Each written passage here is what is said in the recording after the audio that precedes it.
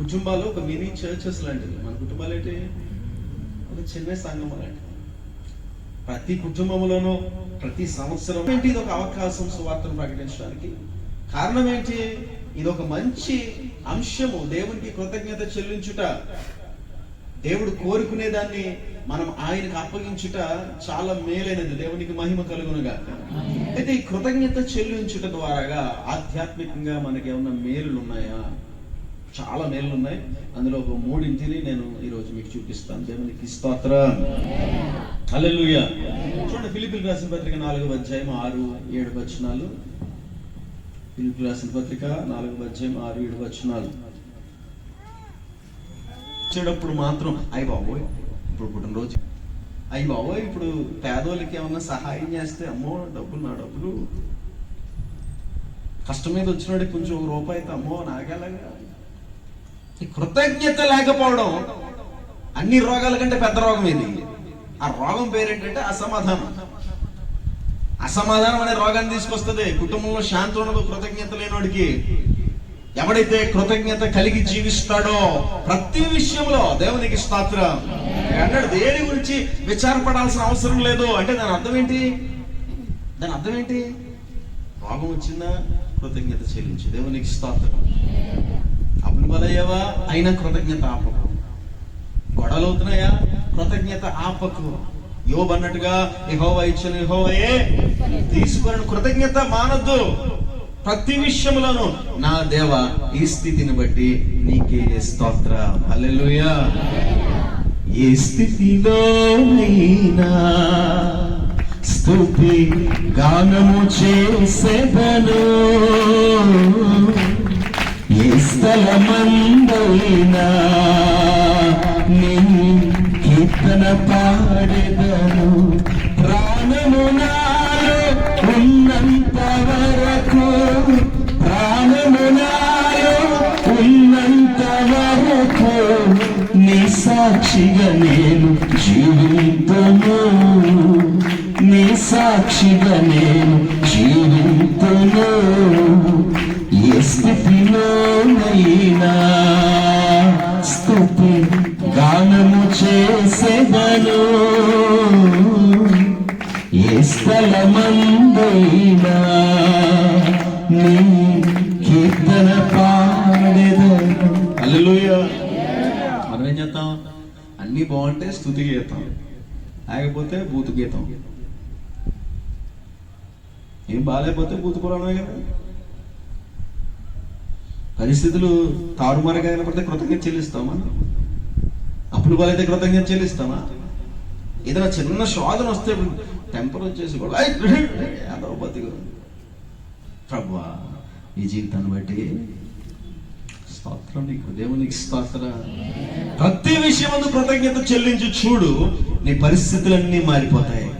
సమాధానం లేని నీ కుటుంబంలో ఉన్న పరిస్థితులు ఒక్కొక్కటిగా దేవుడు చక్కపెట్టి సంపూర్ణ శాంతినిస్తాడు. దేవునికి స్తోత్రం.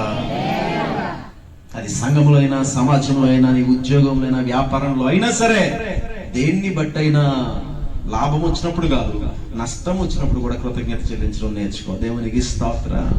ఆరోగ్యం ఉన్నప్పుడు కాదు, రోగం వచ్చినప్పుడు కూడా కృతజ్ఞత చెల్లించు. దేవునికి మహిమ కలుగునగాక. ఈ రీతిగా నువ్వు ఉంటే అది సంపూర్ణ కృతజ్ఞతకు సూచన. దేవునికి స్తోత్రం. మనకి సగం కృతజ్ఞతలు తెలుసు. ఏంటా సగం కృతజ్ఞతలు? జరిగితే, వస్తే, చేస్తే. అన్నా దైవజనుడు చెప్పగానే ఏముంది? పాలు విడిచి సమయానికి వాడిని తీసుకొచ్చి ఎక్కడ వదిలేస్తాను? ఇంకా గర్భం రాలా, పొట్ట ముందుకు రాలా, పిల్లోడు పుట్టలా, ఏం జరగలేదు. ఏడ్చింది, దేవుడు ఒక వాగ్దానం ఇచ్చాడు. వెంటనే అప్పుడే కృతజ్ఞత చెల్లిస్తుంది. దేవునికి స్తోత్రం. స్పాట్ లో ఇంకా సూచనలు ఏమి కనపడలా, గుడ్ న్యూస్ ఏమి రాలేదు, ప్రెగ్నెన్సీ కన్ఫర్మేషన్ రాలేదు, వెంటనే కృతజ్ఞత చెల్లించింది. దేవునికి మహిమ కలుగునుగాక. ఆ కారణం చేత దేవుడు సమూయేలుని దీర్ఘదర్శిగా నిలబెట్టాడు. దేవునికి స్తోత్రం. నువ్వు ఎప్పుడైతే ప్రతి విషయం కూడా కృతజ్ఞత చేస్తావో నీటిలో నుంచి ప్రవక్తలు పుడతారు. దేవునికి మహిమ కలుగునుగాక. మొట్టమొదటిది సమాధానము. కృతజ్ఞత ఏం చేస్తుంది? రెండవది కీర్తన గ్రంథం కీర్తన గ్రంథం 100వ అధ్యాయము 4వ వచనం.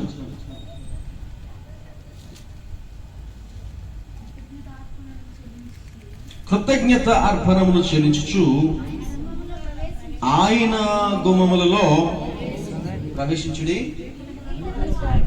కీర్తనలు పాడుచు ఆయన ఆవరణములలో దేవునికి స్తోత్రం. ఒకటి సమాధానం ఇస్తుంది కృతజ్ఞత. రెండవది కృతజ్ఞత ఏం చేస్తుంది అని అంటే ఆయన ఆవరణములలోనికి, ఇంగ్లీష్ లో ఎంటర్ ఇంటూ హిస్ గేట్స్ అని అంటే దేవునికి స్తోత్రం. ఆయన ప్రెజెన్స్ లోనికి, ఆయన సన్నిధిలోనికి నీకు తలుపులు తెరిచి నీకు వెళ్ళే యోగ్యత ఇస్తుంది కృతజ్ఞత. దేవునికి స్తోత్రం. అసలు కృతజ్ఞత చెల్లించిన వాడు దేవుని సన్నిధిలో నిలబడలేడు. దేవునికి స్తోత్రం. నీకు తెలుసా దేవుని సన్నిధిలో నిలబడడం అంటే ఏంటి? ఆదివారం చర్చికి వచ్చి, మందిరానికి వచ్చి దేవుని సన్నిధిలో నేను ఇప్పుడు దేవుని సన్నిధిలో ఉన్నావు అన్న వాళ్ళ చేతులు పైకెత్తండి. ఇది దేవుని సన్నిధినా? ఆదివారం మేము దేవుని సన్నిధి ఉంటాం అన్న వాళ్ళ చేతులు పైకెత్తండి. Very good. మేము ఈ వేళంతా దేవుని సన్నిధిలో ఉన్నాం అన్న వాళ్ళ చేతులు పైకెత్తండి. ఈ వేళంతా మేము దేవుని సన్నిధిలో ఉన్నాం. నిన్న మేము దేవుని సన్నిధిలో ఉన్నాం. ఉద్యోగంలో వెళ్ళినప్పుడు దేవుని సన్నిధిలో ఉన్నాం. వ్యాపారంలో ఉన్నప్పుడు దేవుని సన్నిధిలో ఉన్నాం అన్న వాళ్ళ చేతులు పైకెత్తండి. దేవుని సన్నిధి అంటే ఏంటి? దేవుని సన్నిధిలో ఏంటి?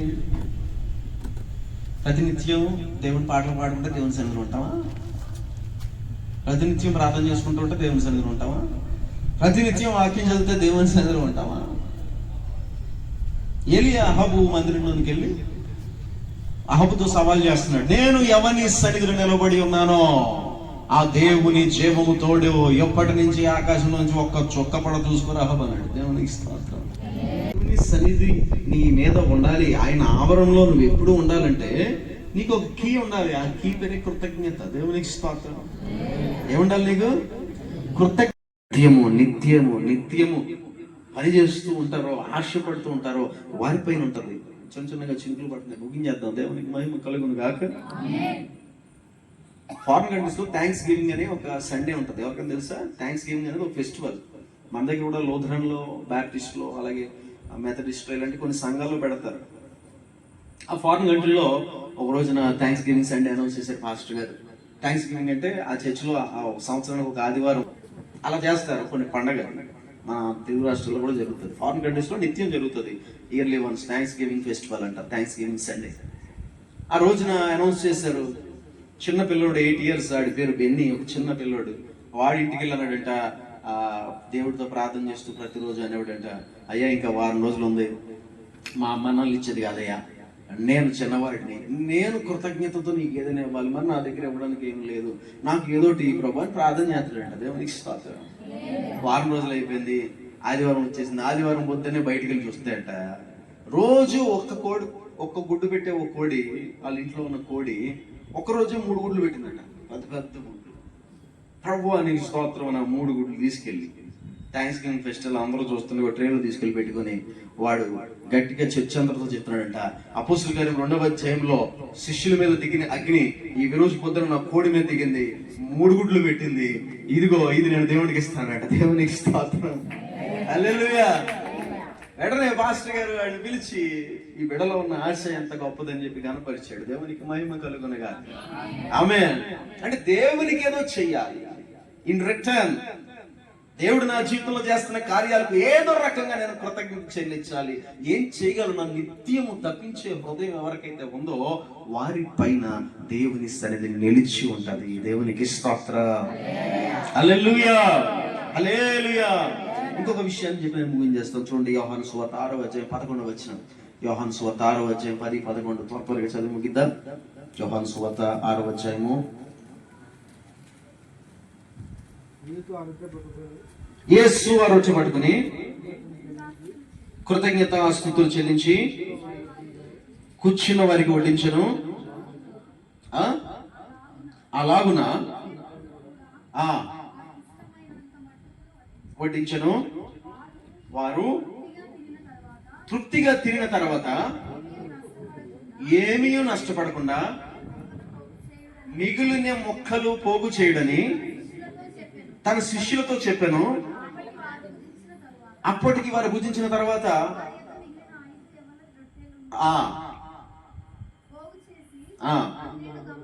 12 గంపలు నింపిరి నా వైచున్న దేవునికి స్తోత్ర. యేసుప్రభు ఒక పెద్ద కూటం పెట్టాడు, సభలు పెట్టాడు. సభలు అయిపోయినాయి. సభలు పెట్టిన రోజులు ఎవరు ఏమీ తినలేదు, ఉపవాసంతో ఉన్నారు. సభలు అయిపోయినాయి, అందరూ వెళ్ళిపోతుంటే యేసుప్రభు అన్నాడు శిష్యులు, సరే వీళ్ళు ఎవరు ఏం తినలేదురా, వీళ్ళని పంపడం నాకు ఇష్టం లేదు, వీళ్ళకి ఏదైనా పెడదాం అన్నాడు. దేవునికి స్తోత్రం. అప్పుడు శిష్యులు అన్నారు, ఊరుకో ప్రభా, చూస్తే రామారా మీ పురుషులే 5,000 మంది ఉన్నారు, ఇంకా వాళ్ళ స్త్రీలు చిన్నపిల్లలు వీళ్ళందరూ కలుపుకుంటే 10-12 వేలు అయిపోతారు కదా, మరి వీరందరికీ భోజనం పెట్టాలని మన దగ్గర ఉన్న డబ్బు చాలదు, మన ఏ ఆహారం కూడా తెచ్చుకోలేదు, ఇప్పుడు వండలేము కూడానే, ఉండడానికి కూడా ఏమీ లేదు పరిస్థితి, ఎలా పెడదాం అంటే ప్రభు అన్నాడు, ఎతకండి రా, అందరి దగ్గర ఎతకండి, ఈ 1000 మంది ప్రజల్లో ఎవడో కూడా ఏదో తెచ్చుకుని ఉంటాడు, వెళ్ళండి రా అని వెతికితే అందరి దగ్గర ఏమీ లేదు. ఒక చిన్న పిల్లడు ఎలాంటి చిన్న బాబు దగ్గర 5 రొట్టెలు 2 తీసుకొచ్చాడు. ప్రభు ఉన్నదేమో 5,000 మంది పురుషులు, చిన్నపిల్లలు, వారి భార్యలు, ఇక్కడ ఉన్నాయన్ని 5 రొట్టెలు 2 చేపలు, ఎలా ప్రభు పెడతామండి, తీసిరంటరా అని చెప్పారు. పట్టుకుని పైకెత్తి ఏం చేశాడట, కృతజ్ఞతాస్తుతులు చెల్లించి ఇచ్చేసాడు, అంతే. దేవునికి స్తోత్రం. ఇవ్వగానే వారందరికీ ఇస్తున్నారు. ఈ బుట్టలో చేపలు అవ్వట్లేదు, బుట్టలో రొట్టెలు అవ్వట్లా, అందరూ తినేసిన తర్వాత అప్పుడు దేవుడు అన్నాడు, రే ఎంత మిగిలయ్యో ఒకసారి లెక్కేయండి. అన్ని లెక్కేగా అందరూ తిన్న తర్వాత 12 గంపలు ఇంకా మిగిలిపోయినాయట. దేవునికి స్తోత్రం. ఎలా జరిగింది ఇది అని అంటే పరిశుద్ధాత్ముడు మనకు నేర్పిస్తున్నాడు. యేసు ప్రభు 5,000 మంది కుటుంబాలకు ఆహారం పెట్టడానికి ఆయన ఏం చేశాడంటే ఉన్నదాన్ని కృతజ్ఞతాస్తుతులు చెల్లించి దేవుడికి అర్పించాడు. దేవునికి స్తోత్రం. హల్లెలూయా. కృతజ్ఞత ఏం చేస్తుందో తెలుసా?